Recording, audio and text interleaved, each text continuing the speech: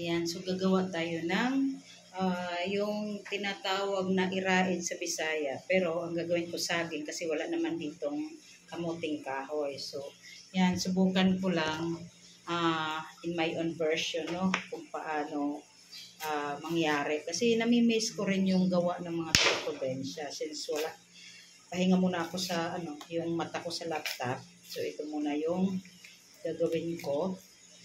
Okay, so balatan muna natin yung saging, no, na gagawin natin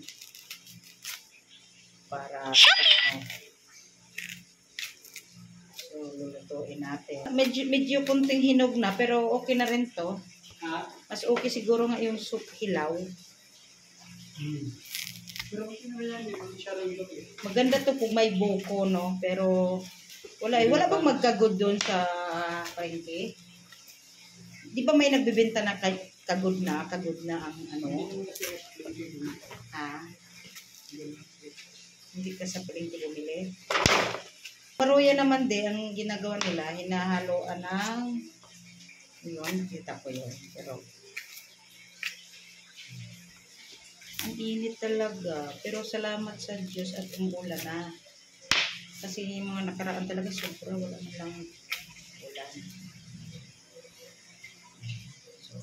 Yan, ang gagawin naman natin ay magkagud.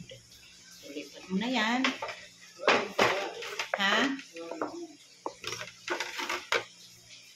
Ayan, magkagud tayo. Ganyan ang gagawin natin. No? Hugas na to, malinis ng lahat nito. Hinugasan na rin to. At paano? Ito na ba yung So, kagarin natin. Baba na! Ayan, kagarin natin yan para pumunti at mga pino. Ingat lang kasi medyo mayroon palang part na mas malaki. Mas okay din yung malaki muna, no? So, kasi nakakasugatin ito.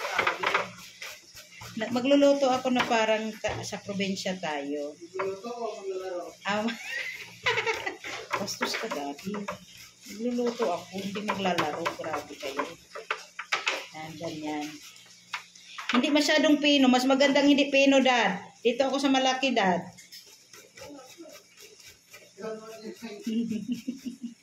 Grabe kayo. Grabe kayo sa akin. Pero pwede pala ito yung kamuting nga hilaw, Daddy. Pero mas okay pa rin yung saging, no? Eh, this is the first time siguro in my own version na saging na ang gagawing iraid.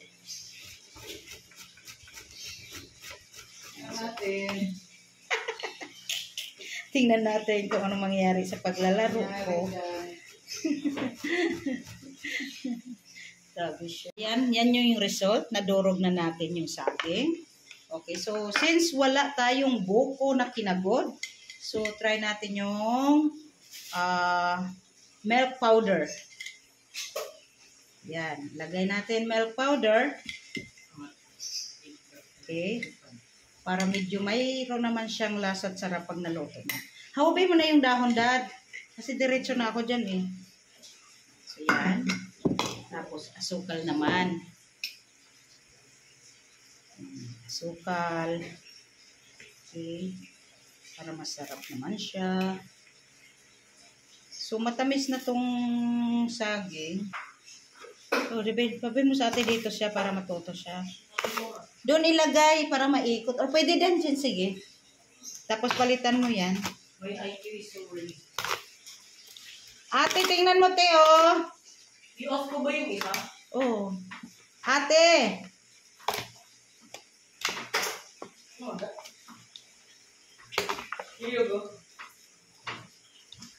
Yan, pwede mo yung ipalit doon, oh. Yung Ate. Yung sagot mo sa taas. Ayan. Nasan mo na natin. Ate! Baba! So, yan. Pwede natin itong hatiin ng konti. Asan yung konting? So, lagyan natin ng dinurog na saging. Ano lang kontian ko lang, no?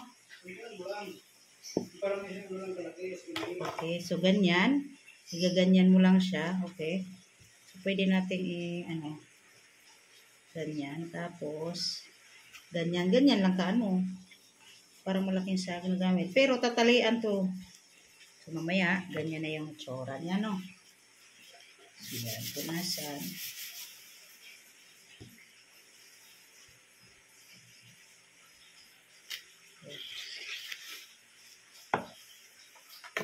Parang kulangin ang dahon mo ah.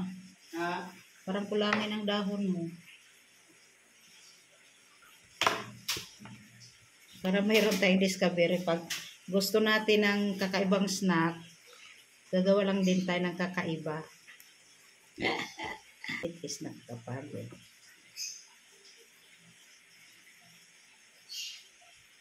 Need stress reliever. Yan.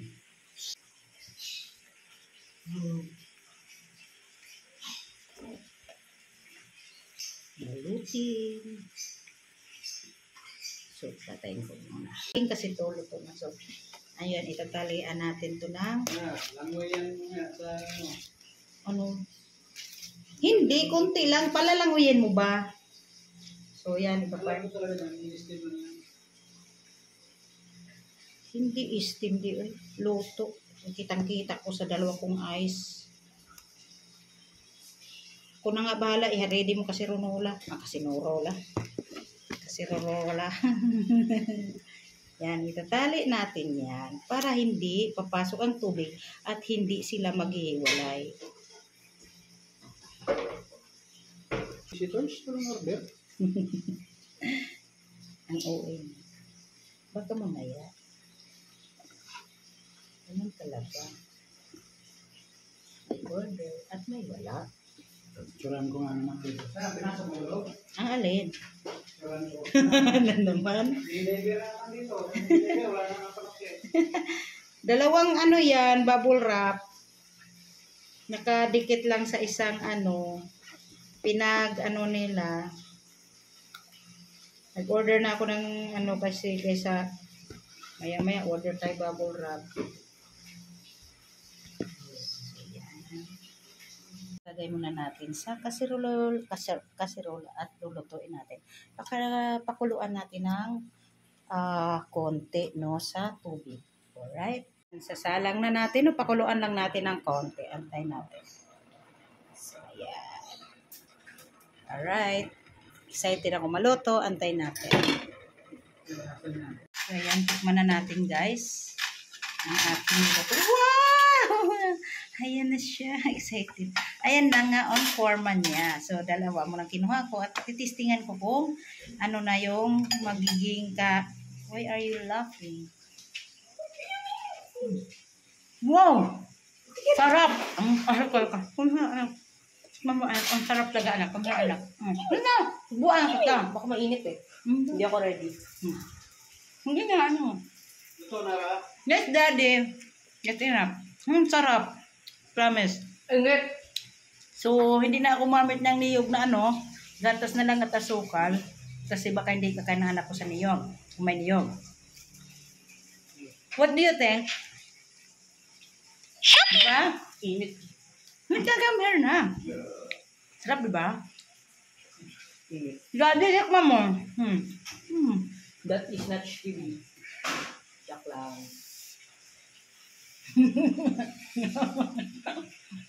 Daddy, masarap. Tama lang timpay, hindi masyadong matamis. Hindi rin matabang. Ate, come here, ate.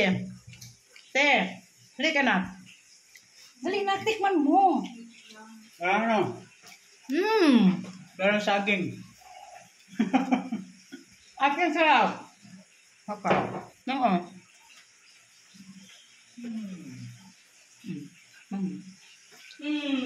Sarap. Saging mo sa kaso, gatas ang hinalo ko yung sukal. Ha? Ay, 7. Talaga 10. Parang 9. Gawin mo siya. Ang tipid mo magmigay. Sige na, ano, kain na kayo, de. Where's give me? Sarap. Give me. Kuha ka dun. Kuha. Saan ako makuha? Doon, saan yung kaldero? Ay, late ko na pala. Daddy, ang sarap. Kaya nga, mamaya pag medyo malamig. Init eh. Sarap. Ha? Nagbunga din yung paglalaro. Daw maango yan sa kabilang map. Bakit? May nakagalaw ng hipin. Ginagalaw? Lit ka? Saan? Kain ka, te. Meron pa lang. Mamaya, unong snack. Tingnan mo na saging, na gatas at asukal ang halo. Maganda, masarap na snack. Hindi ko nga dito.